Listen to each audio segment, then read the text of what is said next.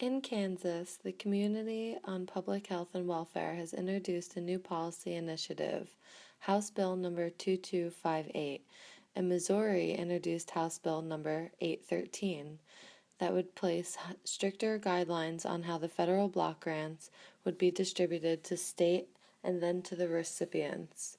While there are many other provisions in these policies, this presentation will examine the amendments to TANF and SNAP, the Food and Cash Assistance Program. The Committee on Public Health and Welfare is also looking to make revisions to eligibility of services to drug offenders. If a person has been charged with a drug offense and successfully completes a drug treatment program, they can become eligible to receive food assistance. Recipients will also be subject to drug tests if the department requests further testing. Assistance could be suspended until a successful drug test has been submitted. While federal laws lay the groundwork for TANF and SNAP money distribution, states also have the option to enforce stricter guidelines to ensure that the programs are being used properly. To reinforce TANF's mission of making nutrition available to the needy, Kansas and Missouri are requesting that the money not be spent on unhealthy or frivolous expenses. Items such as liquor, tobacco products, steak and seafood, and adult activities like gentlemen's clubs, sports, and gambling are all off limits to TANF funds. Furthermore, TANF cash assistance can only be withdrawn from an ATM machine in the amount of $25 per day. An EBT card is how the state gives funds to the recipient in order for the payee to shop and pay for groceries. The community is proposing that each EBT card have a self-identifying marker such as a photograph of the recipient. If the recipient of food or cash assistance is under the age of 18, then the parent or legal guardian's face will be used for the photograph.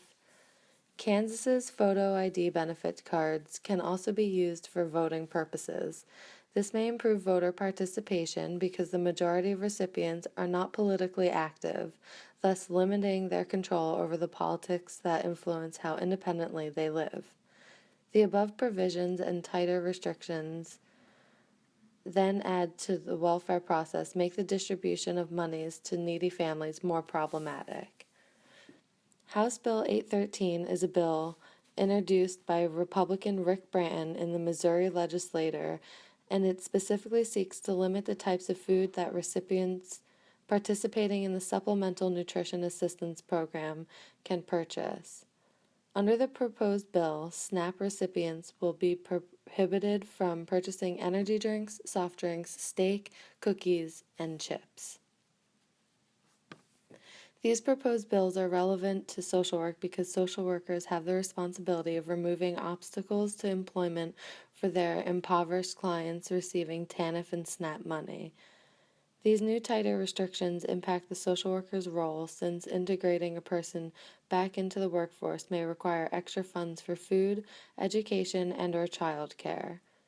Making TANF and SNAP eligibility and access stricter creates problematic barrier in the services that social workers offer and provide for clients. While we can educate our clients on back-to-work programs, if they do not have adequate funds or resources, then they face major hardships and struggle to provide a safe home for their children. Social workers not only educate their clients on available resources, but they develop a plan so the client can live as independently as possible through accomplishing specific goals. Advocating for fair laws will help to lift the oppression and give everyone the equal opportunity we all deserve. On the surface, House Bill 2258 makes the social worker's job easier since people legally cannot spend TANF money irresponsibly. The deeper implications of the provisions are that the poor are inherently irresponsible, can be blamed for their destitute condition, and cannot be trusted to spend their welfare monies in a fashion that benefits their families. Therefore, this initiative has an overall negative impact and will actually increase stigma and oppression by perpetuating these closed-minded thinking. The question now becomes, how does the social worker lift the stigma of being poor and increase the client's self-esteem when the law is assuming the clients will use the money irresponsibly? While Republicans claim to be responding to the needs and improving the lives of the disadvantaged, they will continue to see income inequality grow. What the state does not recognize is that there are profound psychological effects of poverty, and the modifications set forth in House Bill 2258 and House Bill 813 can create higher levels of stress, which make it considerably more difficult for recipients to function in society. The Kansas and Missouri provisions stigmatize and demoralize recipients of TANF and those who may become eligible to receive TANF and SNAP money. On the surface, new legislation will encourage participants to gain independence sooner. Republicans would have us believe these amendments will help lift the poor population out of poverty by teaching responsible spending. These provisions are demoralizing and are more psychologically harmful than helpful. Democrats feel the types of goods and services denied in the proposed bill chastise poor people rather than lift people from stigma.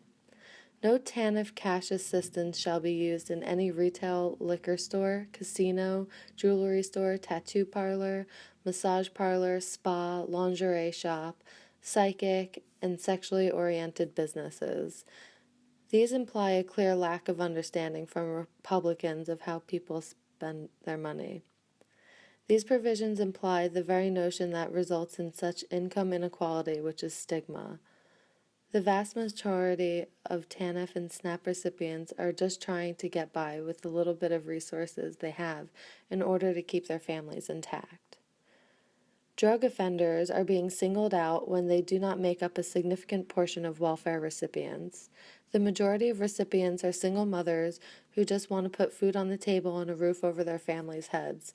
Unfortunately, this is another example of how politicians of the Republican Party portray and generalize the poor community.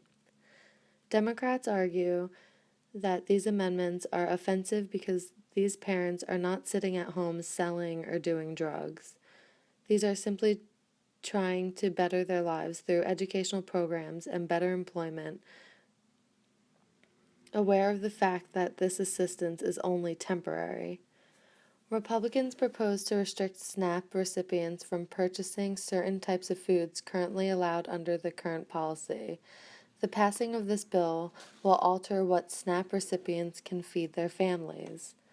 Critics of the legislation maintain the language is not specific enough and could prohibit those in need from purchasing simpler foods such as canned tuna or ground beef. Democrats raise social justice and ethical concerns in its current proposed form because it fails to recognize the fact that SNAP recipients are human beings too. Democrats feel that the provisions fail to uphold the dignity and self-worth of the person. The Democratic Party argue if provisions are enacted, then they serve to undermine the SNAP program's role in preventing childhood nutrition issues. It would also create barriers to eradicating food insecurity issues with recipients. Republicans would create an environment where recipients are being punished for receiving food stamps by being dictated by the state governments in terms of what they eat. Why are the Kansas and Missouri lawmakers assuming that poor are less responsible with their money than more well-off people when the evidence does not reflect this? Ultimately, will this new legislation harm the poor communities psychologically more than it helps them? Restricting welfare recipients' free will to stand their money is oppressive because it essentially makes them guilty until proven innocent. Stigmatizing an already disadvantaged group makes it even more difficult for that group to be resilient. What is portrayed in the media oftentimes influences people's beliefs. Media coverage of these initiatives could negatively impact the beliefs of employers, bankers, educators, and other community figures who will come into contact with the impoverished. People who play an important role in the welfare system may start to form generalizations about this segment of the population, not affording the individual a chance at becoming independent. Believing that the poor largely spend their TANF benefits on sports outings and junk food makes it seem like they are living frivolously off the benefits. To make amendments to a law that imply ludicrous accusations of the poor is problematic. Extreme restrictions and bans are insensitive to the hardships the poor community faces in terms of economic, moral, and political pressures. The reality is that many populations benefit from the government money, but in this case of the poor, this money is highly visible and therefore under greater scrutiny. Students rely on federal grants and loans, business owners receive tax breaks, and farmers thrive on federal subsidies, but these specific populations are not unfairly and consistently targeted like the poor. Lisa and I believe that the key to helping poor populations in the long term is to empower and educate, not to demoralize and discourage by legislating responsibility.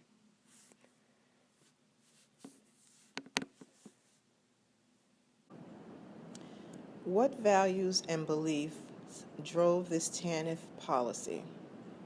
The values and beliefs that drove this TANF policy are that Republicans wholeheartedly believe that welfare should be seen as a step up rather than a long-term or permanent way of life. The Republican belief that gave states greater flexibility in managing TANF because the interest was at the state level. The Republican Party also supports views and reforms and legislation that allows welfare recipients to move into jobs and off of welfare rolls. Their focus is on single mothers and women who rely on welfare for long periods of time. So the Republicans basically believe that welfare should be short and temporary and not something that people rely on as a way of life for long periods of time. Are these beliefs and values consistent with social work? The beliefs and values are aimed at social work. Values and beliefs are aimed at assisting and valuing people. Social work values and beliefs are opposed to any efforts to further marginalize, oppress, and or stigmatize individuals and families. So the answer to that question is no. The Republican views are not consistent with social work values or beliefs. While social workers strive to assist people out of poverty and oppression, it certainly is not a social work belief or values to oppress or stigmatize people. Declaration of Human Rights and how it is related. The Declaration of Human Rights is related to this issue because it says that as people, we have certain basic human rights and freedoms and protections under the law. As the Human Rights Declaration relates to TANF, or Temporary Assistance for Needy Families, we have a right to assistance in the form of social welfare programs should people need them. Human rights are related to social work because the social work mission, as outlined in the Code of Ethics, is to meet, amongst other things, it's to meet the needs of people in need and who are living in poverty. Now, comparing welfare to other developed countries, in comparing welfare as it is in other countries, social welfare programs exist in much of the developed world. A few examples of how social welfare programs are run and also the social welfare reform that's taken place in a few parts of the world. Um, an example here, the Netherlands. In the Netherlands, welfare reform requires strict adherence to work requirement, and it's being done without regard to hardships imposed on families. What that means is the governments of these countries who are also instituting welfare reform are not concerned with the hardships that their reform efforts are going to impose on families. For instance, they specifically state that they don't care if someone has to travel 90 minutes and many miles away to get to a low-wage paying job. They're, if you are relying on public assistance, they're not concerned with that. They're not concerned with whether or not a mother who might be a single mother does not have adequate child care either. There is a reduction of benefits to families. The Dutch government says their position is that welfare is a safety net, it is not a right. So they are also not concerned with the hardships that these reform efforts are going to impose or are imposing on families. In Great Britain, which has a less restrictive welfare, social welfare system, in Great Britain, welfare programs encourage work. They treat recipients like adults and not wards of the state. In Australia, welfare programs strongly encourage work. Reform is geared at encouraging work. However, there are restrictive time limits for all social welfare programs, and Australia is also another country that is not concerned with the hardships that may be imposed upon social welfare recipients. Now, another part to that question is, how is the money controlled? The money is controlled in all instances at the state level, with reform taking the form of less cash to recipients and very strict work requirements that are being enforced, again, without regard to how far recipients have to travel to a work site, child care, or any other inconveniences this may impose, and it's not something that's being taken into consideration. Now, what are the differences and why? There are more similarities than there are differences in social welfare programs found in other countries. Some countries favor a reduction in cash benefits.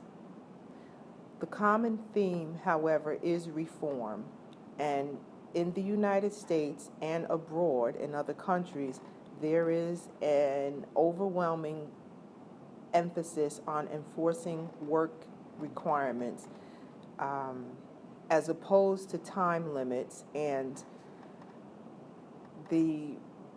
some of the reform efforts taking place in the United States are quite unique, such as House Bill 813, which is a bill pending in Missouri that wants to severely restrict what SNAP recipients can purchase with their SNAP benefits. And SNAP is basically a food stamp program. That restriction doesn't exist anywhere else, but it's an attempt here in the United States. Foreign governments, basically like the United States government, seek to reduce the social welfare rolls by encouraging work. Does this TANF policy improve the well-being of the poor population?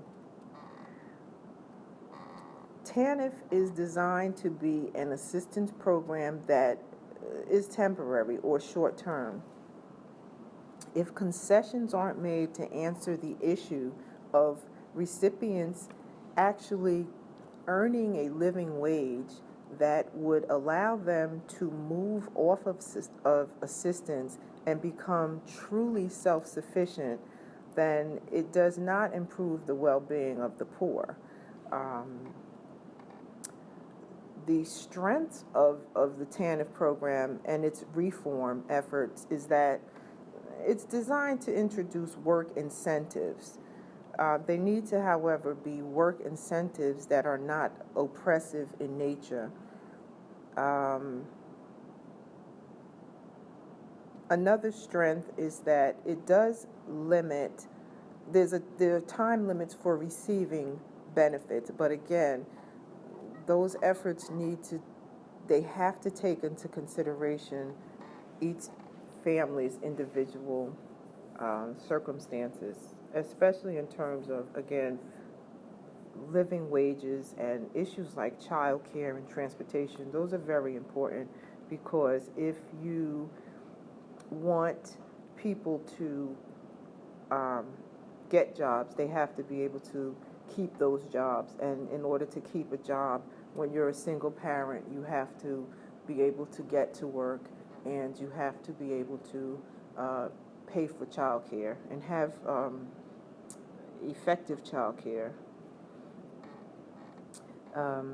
Another strength of the TANF reform put in place is the support system that they put in place that actually comes, it's post-TANF support. It's the initials are SAIF, which basically is a support program, post-TANF support program that extends assistance to families who were receiving TANF benefits who have timed off. They've reached their time limit, but they're still meet some requirements that allow them to get benefits, but those benefits are only extended for, those SAIF benefits are only extended for another 24 months. The issue around that program is that there are people who, proponents of extending that program that say that there are some people who need longer than 24 months to get themselves to a level of, total self-sufficiency. Now, the weaknesses of this TANF reform is that it doesn't thoroughly address issues like job training or living wages, and the time limits for even the supports are unrealistic.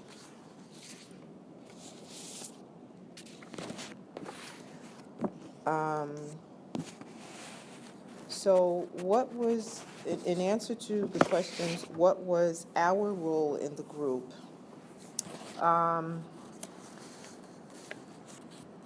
And there are a series of questions after that in terms of roles in the group and participation. Let's see. I liked working in my group. I liked working with people who work hard and who also do their part and are reachable. The subject matter was very interesting to research and to look at, as we did for our each individual paper. My paper was on House Bill 813, which again is the effort in the Missouri legislature to restructure the SNAP program. That's in addition to all of the other reform efforts that took place in Missouri. And Danielle's paper was on the state of Kansas and their TANF reform as well. My thoughts on participation in this group project is that my thoughts on my participation is that working as part of a group requires patience to be able to collaborate and also reach a common goal. I think this is our second or third group project together, so I also learned that, as did Danielle, that we work quite well together, although we are a group of two in this project. We also learned that we can be creative with how we can deliver information to the class. Our contributions to this group project, Danielle had the Democratic input and research, and I had the Republican input and research, which was interesting for me because although I did have to present an argument for or against the Republican views on this welfare reform, I certainly personally did not agree with any of it. I think the problem is much more complex than simply, relegating people to time frames that they have to get themselves together when, they've been on. It's too big a problem. It's too many layers. It's not that simple to come up with, an answer for it. The roles we were most comfortable in and why. Good question. We were both comfortable with researching the information for our legislative letter and for the TANF policy and reform efforts for both of our assigned states. Again, Danielle had Kansas and I had Missouri, and I really enjoyed my role in researching the information and also sharing it with my classmate so that we could, bring it all together.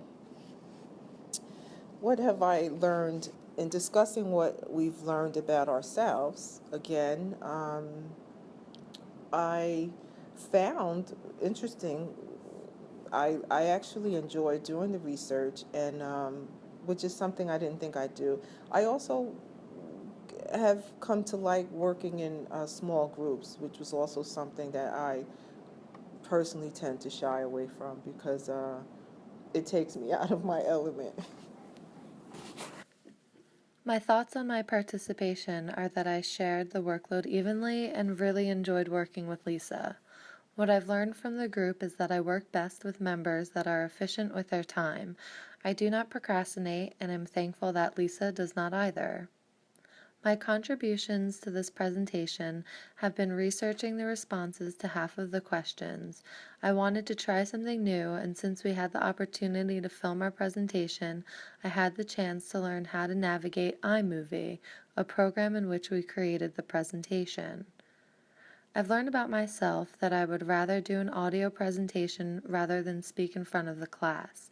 As much as I am familiar with the material, when I present in front of a group, my anxiety takes over, and I cannot even remember my own name.